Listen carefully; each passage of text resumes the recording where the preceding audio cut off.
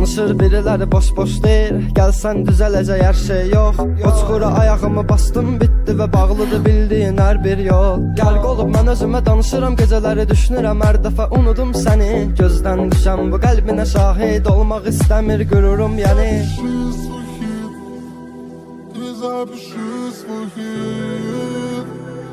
Admiral.